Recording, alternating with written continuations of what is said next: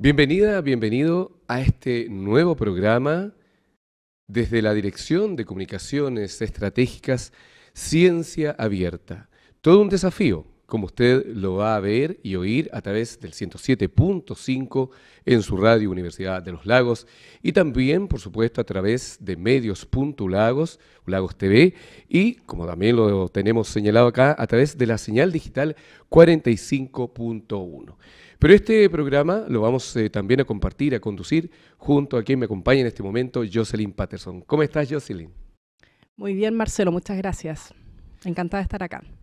Gracias a ti y la verdad es que esto se plantea como todo un desafío, ya que partiendo del nombre Ciencia Abierta y solo para contextualizar brevemente, podemos decir que esto proviene, este concepto, desde lo que sería la teoría de las revoluciones científicas del físico y también filósofo Thomas Kuhn.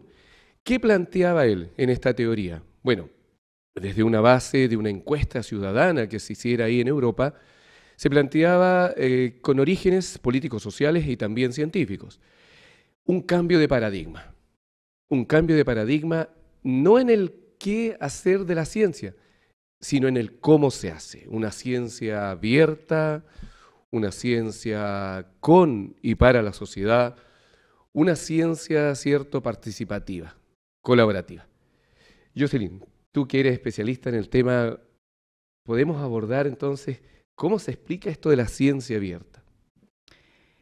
Marcelo, bueno, la ciencia abierta como tal ya es un movimiento que ha surgido en las últimas décadas, ¿ya? Tal vez sus orígenes, ¿no es cierto?, tal como tú mencionas, se pueden remontar, ¿no es cierto?, a esta época de Thomas Kuhn. Sin embargo, también hay un aspecto adicional y que tiene que ver con la era digital, ¿ya? La manera en cómo actualmente se hace la ciencia es muy distinta a cómo se realizaba en los años 50, ¿no es cierto?, en los años 20, y qué decir de años atrás, ¿ya? Entonces, con la llegada, por ejemplo, de Internet, de mayor capacidad de los computadores, etcétera, se ha podido avanzar rápidamente en el desarrollo de conocimiento, ¿no es cierto?, en distintas áreas. Por ejemplo, nosotros ahora vemos astrofísicos o astrofísicas, ¿no es cierto?, eh, identificando grandes volúmenes de imágenes que vienen de todos lados del universo, ¿no es cierto? Y ese gran volumen de datos, ¿no es cierto?, hay que de alguna manera interpretarlo. Entonces, eh, también uno podría pensar, bueno, ¿cómo es ahora, ¿no es cierto?, hacer esta ciencia versus, por ejemplo, Galileo Galilei? O sea, era una tecnología completamente diferente, completamente radical. Sin embargo, bueno, él de todas maneras cumple con un gran avance en ese momento científico Porque radical, ¿no es pensemos cierto? en los métodos, los medios que tenía Galileo Galilei y revolucionó el mundo a través de su observación y sus Exacto. conocimientos científicos. Tal vez vemos un ejemplo bien radical, ¿no es cierto?, de ver estas dos panorámicas, pero de alguna manera esto ha sido, digamos, un avance paulatino de la ciencia, de ver también de cómo esto se ha ido desarrollando y cómo distintas fuerzas económicas también han influido en cómo este conocimiento que se genera eh, si llega realmente a la sociedad, si tiene un impacto real, ¿no es cierto? Entonces ha surgido un cuestionamiento, bueno, en realidad, ¿cómo lo estamos haciendo? Entonces ahí surge este concepto de ciencia abierta para abrir el proceso de la investigación y que no quede solamente en un círculo cerrado, sino que también incluimos al ciudadano, a la ciudadana, incluimos también el trabajo con los datos, no quedan resguardados en el escritorio, ¿no es cierto?, en el computador de la investigadora o el investigador, sino que también queda disponible en alguna plataforma en el mundo, por ejemplo. Y por otra parte también otros aspectos como el acceso a las publicaciones científicas, ¿ya? Que ahora nosotros lo vemos, hay un volumen mayor tal vez que hace unos años atrás, de publicaciones que están abiertas, pero eso inicialmente no fue así y fueron Perdón, ocurriendo distintos cambios. cuando tú dices publicaciones abiertas hacia la comunidad, estamos hablando de que cualquier persona puede acceder, ¿cierto? Depende. Lo que pasa es que si nos situamos en Chile, por ejemplo, al hablar de publicaciones científicas,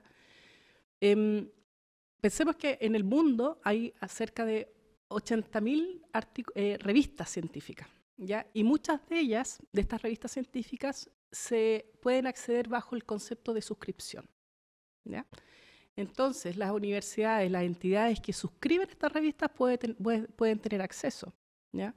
Y por otro lado, existen revistas que son de acceso abierto, por ejemplo, como plataformas como Cielo, y que ha sido una importante iniciativa latinoamericana, ¿no es cierto?, para poder divulgar el conocimiento que se genera principalmente en América Latina, y en el cual las editoriales científicas, por ejemplo, no se han hecho parte de este proceso, sino que se han dedicado principalmente, en el caso de las editoriales comerciales, ¿no es cierto?, gestionan principalmente revistas que se generan en Europa, en Estados Unidos, y ahí surgen estos conceptos de suscripción. Pero entonces tenemos una cierta cantidad de publicaciones de acceso abierto, pero también muchas otras que no están en acceso abierto. Entonces, por ejemplo, al momento de un ciudadano tal vez, ¿ya?, o alguna entidad de gobierno, alguna unidad de estudio, por ejemplo, que quisiera acceder para, por ejemplo, evaluar alguna política pública, no tiene acceso, porque ese acceso radica en las universidades y en las universidades que pueden solventar esas suscripciones. Así es. Mira, Jocelyn, bueno, y los televidentes y los auditores, yo creo que les quedó, pero muy, muy claro esta explicación, este contexto. Y llevándolo al plano de la Universidad de los Lagos, les quiero contar que este proyecto de ciencia abierta se está trabajando de manera conjunta, ¿cierto?, a través de la dirección del sistema de bibliotecas, a través de la dirección de investigación y posgrado, y también a través de la dirección de informática. Y precisamente la coordinadora de este proyecto de ciencia abierta en la Universidad de los Lagos es Jocelyn Patterson. Y al respecto, Jocelyn, ese tema de los datos, tú mencionas datos abiertos, lo mencionaba también en esta teoría de las revoluciones científicas del cambio de paradigma Thomas Kuhn. Pero ¿cómo se entiende esto de los datos abiertos? Porque generalmente los científicos o la ciudadanía, me incluyo también, teníamos la idea, el concepto de que ciertos datos eran de los científicos. ¿A qué se refiere eso con que los datos están abiertos, que las universidades tendrían que tener datos abiertos e información hacia la comunidad? Mira, esa es una interesante pregunta porque efectivamente yo creo que muchos de nosotros, ¿no es cierto?, tenemos este concepto de que los datos, bueno, son de un acceso restringido. Sin embargo, también es importante mencionar que este proyecto también, bueno, es un proyecto institucional, ¿ya?, financiado por la Agencia Nacional de Desarrollo, de Investigación y Desarrollo, ANID, ya del Ministerio de Ciencias. Entonces, desde ahí surge una política de acceso abierto y de datos de investigación, ¿ya? Entonces, un gran número de investigaciones están financiadas, ¿no es cierto?, por el gobierno, ¿no es cierto?, o por el Estado en este caso, y bueno, se financian estas investigaciones y se ejecutan, ¿no es cierto?, las mismas investigaciones, se van generando datos. Entonces, y después, bueno, ¿qué pasa con estos datos? Muchas veces a veces son entrevistas, ¿no es cierto?, en papel que quedan en la oficina del investigador o la investigadora. A veces quedan en un programa, ¿no es cierto?, y este programa a lo mejor pierde después vigencia, entonces después es imposible poder acceder a esos datos. Entonces, y pasan muchas cosas a lo largo del tiempo, entonces esos datos después no se pueden reutilizar, se pierden. Entonces, como una manera de hacer más eficiente los procesos de investigación, los gobiernos sobre todo han impulsado estas políticas para que estos datos queden resguardados de alguna manera, se haga una curatoría, ¿ya? Y ahí voy a explicar también este concepto porque, claro, se generan muchas investigaciones sin duda a lo largo de todo Chile. Entonces la idea de ahí es identificar cuáles son los datos valiosos que sin duda necesitamos resguardar para una futura reutilización. Mira, antes que nos expliques el término curatoría, preguntarte, Esto se está haciendo financiado, tú dices, por la ANID, pero en la Universidad de los Lagos y otras universidades del país, eso es lo primero. Y lo segundo, cuando tú mencionas el concepto o término de acceso a estos datos, ¿van perdiendo actualidad cuando se quedan en el escritorio del científico o es que después, ¿por qué no hay acceso? Porque parece tan obvio a los oídos y a lo que nos está viendo el televidente que si hubiesen datos, parece obvio, digo, se pudieran después, ¿cierto?, buscar, entregar. ¿Qué pasa ahí? ¿Por qué hay que hacer una política social? ¿Por qué hay tanto de entremedio para poder llegar a este verdadera, o lo que debería ser una verdadera entrega de la información científica?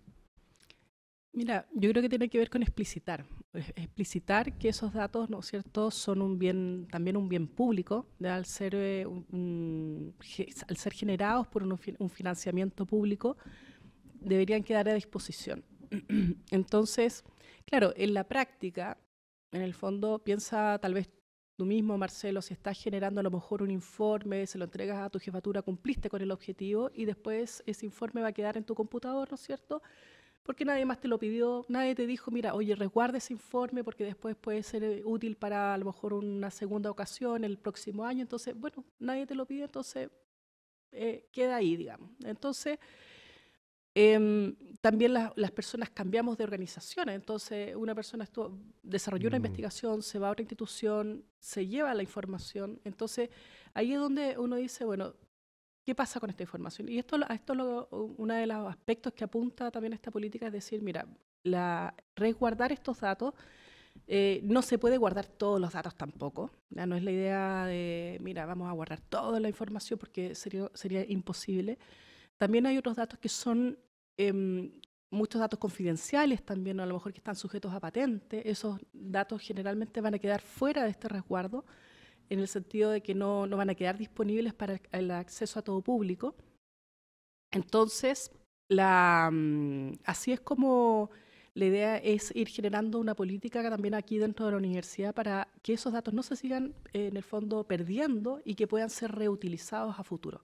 Por ejemplo, ya este es uno de los aspectos que aborda el trabajo en ciencia abierta en la universidad. Bueno, usted lo está escuchando, usted lo está viendo, es un mundo, ¿cierto?, que asumimos con Jocelyn el desafío de entregar a través de este programa. Le queremos contar que en este primer programa nosotros estamos contextualizando lo que es esta instancia, este desafío de ciencia abierta, pero vamos a tener invitadas e invitados con los cuales vamos a abordar esta temática. Porque son tantas las temáticas interesantes, ¿cierto? Desde la comunicación científica, desde aspectos de género, en fin.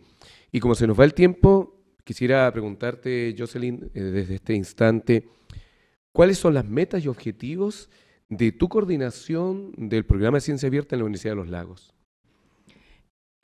Tenemos principalmente tres grandes objetivos. ¿Ya? Uno es generar una infraestructura que actualmente necesitamos desarrollar, repositorios para poder resguardar publicaciones, datos, ¿no es cierto? E idealmente también información vinculada a la gestión de la investigación en la universidad. Por otra parte, también generar competencias, es decir, divulgar lo que es la ciencia abierta, cuáles son sus beneficios, desarrollar talleres en conjunto con investigadores académicos, investigadoras obviamente también, y en la comunidad en general, y por lo mismo, ¿no es cierto?, nace también este programa. Y por otra parte, generar una estructura institucional que permita que esta temática se vaya desarrollando a lo largo del tiempo. Hay que hacer varios desarrollos, sin duda se requiere harto trabajo aún, por lo tanto se requiere también tener esta estructura para poder sostener a lo largo del tiempo el proyecto. Finalmente, nos pilla el tiempo, pero ¿cuándo se inició este proyecto acá en la universidad y cuándo culmina? Si es que culmina. Mira, se inicia, digamos, el año pasado, ya a mediados de año, y este año, ¿no es cierto?, tenemos que entregar un primer también resultado de los avances en estos tres tópicos que te mencionaba. Ok. Bueno, junto a Jocelyn Patterson, entonces, agradecerle desde ya su sintonía a través del 107.5 en Radio Universidad de los Lagos y, por supuesto, a través de las pantallas de Lagos TV. Ciencia abierta, una nueva visión, un cambio de paradigma en la manera de compartir, de abordar todo este mundo de los datos científicos. Jocelyn, Nos vamos entonces y con el desafío, ¿cierto?, para los próximos programas de tener aquí una invitada o un invitado con los cuales vamos a abordar este maravilloso e interesante mundo de la ciencia abierta. Exacto, Marcelo. Muchas gracias. Gracias a ti, gracias a ustedes y nos vemos en el próximo capítulo.